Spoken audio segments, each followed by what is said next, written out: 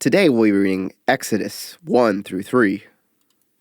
These are the names of the sons of Israel who came to Egypt with Jacob, each with his household: Reuben, Simeon, Levi, and Judah, Issachar, Zebulun, and Benjamin, Dan and Naphtali, Gad and Asher. All the descendants of Jacob were 70 persons. Joseph was already in Egypt.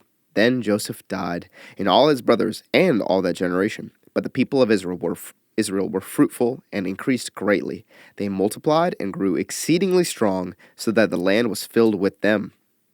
Now there arose a new king over Egypt, who did not know Joseph. And he said to his people, "Behold, the people of Israel are too many and too mighty for us. Come, let us deal shrewdly with them, lest they multiply, and if war breaks out, they join our enemies and fight against us and escape from the land."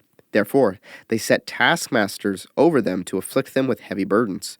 They built for Pharaoh store cities, Pithom and Ramses.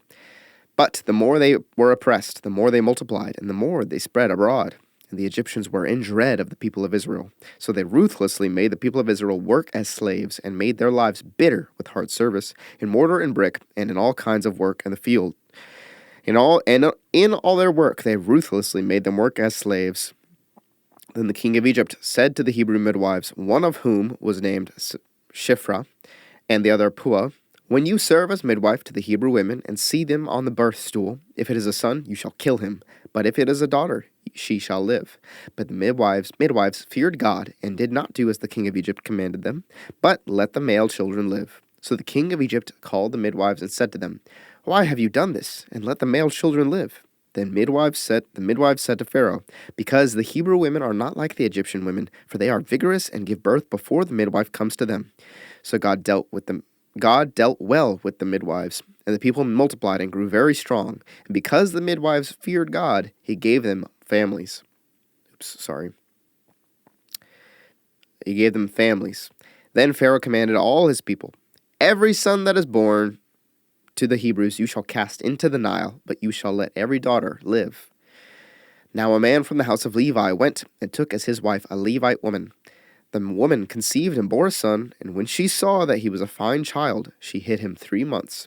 When she could hide him no longer, she took for him a basket made of bulrushes, and daubed it with bitumen and pitch.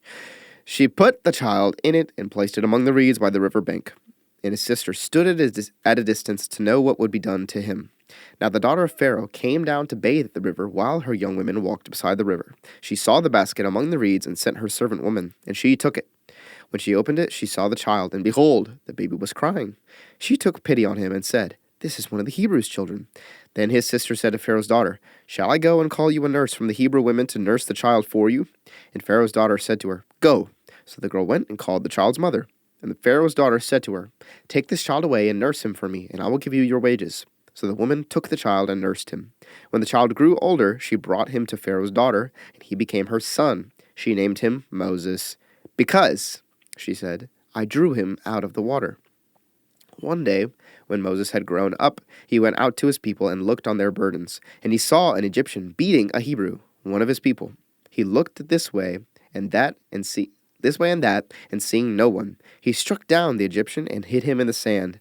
When he went out the next day, behold, 2 Hebrews were struggling together, and he said to the man in the wrong, "Why do you strike your companion?"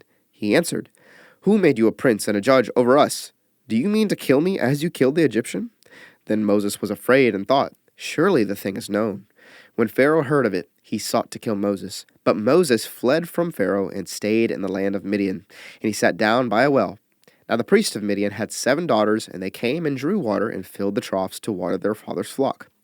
The shepherds came and drove them away, but Moses stood up and saved them, and watered their flock. When they came home to their father Reuel, he said, "How is it that you have come home so soon today?"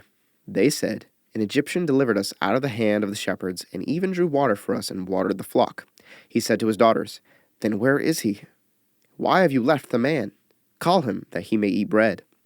And Moses was content to dwell with the man, and he gave Moses his daughter Zipporah.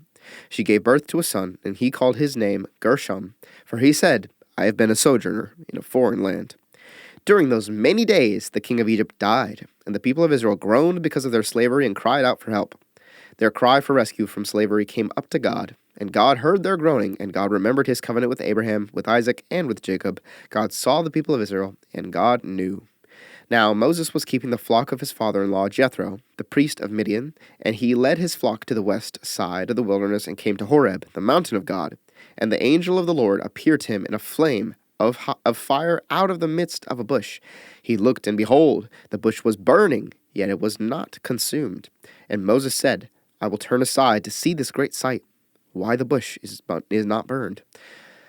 When the Lord saw that he turned aside to see, God called to him out of the bush, Moses, Moses. And he said, Here I am. Then he said, Do not come near. Take your sandals off your feet, for the place on which you are standing is holy ground. And he said, I am God. I am the God of your father, the God of Abraham, the God of Isaac, and the God of Jacob. And Moses hid his face, for he was afraid to look at God. And then the Lord said, I have surely seen the affliction of my people who are in Egypt, and have heard their cry because of their taskmasters. I know their sufferings, and I have come down to deliver them out of the hand of the Egyptians, and to bring them up out of that land to a good and broad land, a land flowing with milk and honey, to the place of the Canaanites, the Hittites, the Amorites, the Perizzites, the Hivites, and the Jebusites. And now, behold, the cry of the people of Israel has come to me, and I have also seen the oppression with which the Egyptians oppress them. Come, I will send you to Pharaoh, that you may bring my people, the children of Israel, out of Egypt. But Moses said to God, Who am I, that I should go to Pharaoh and bring the children of Israel out of Egypt? He said, But I will be with you, and this shall be the sign for you, that I have sent you. When you have brought the people out of Egypt, you shall serve God on this mountain. Then Moses said to God, If I come to the people of Israel and say to them, The God of your fathers has sent me to you, and they ask me, What is his name? What shall I say to them? God said to Moses, I am who I am. And he said, Say this to the people of Israel, I am has sent me to you. God also said to Moses, Say this to the people of Israel, The Lord, the God of your fathers, the God of Abraham, the God of Isaac, and the God of Jacob, has sent me to you. This is my name forever, and thus I am to be remembered throughout all generations. Go and gather the elders of Israel together, and say to them, The Lord, the God of your fathers, the God of Abraham, of Isaac, and of Jacob, has appeared to me, saying, I have observed you, and what has been done to you in Egypt, and I promise that I will bring you up out of the affliction of Egypt to the land of the Canaanites, the Hittites, and the Amorites, the Perizzites, the Hivites, and the Jebusites, a land flowing with milk and honey. And they will listen to your voice, and you and the elders of Israel shall go to the king of Egypt and say to him, The Lord, the God of the Hebrews, has met with us. And now, please let us go a 3 days' journey into the wilderness, that we may sacrifice to the Lord our God.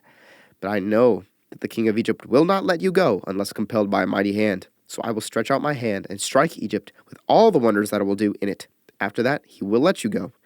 And I will give this people favor in the sight of the Egyptians, and when you go, you shall not go empty, but each woman shall ask of her neighbor, and any woman who lives in her house, for silver and gold jewelry, and for clothing.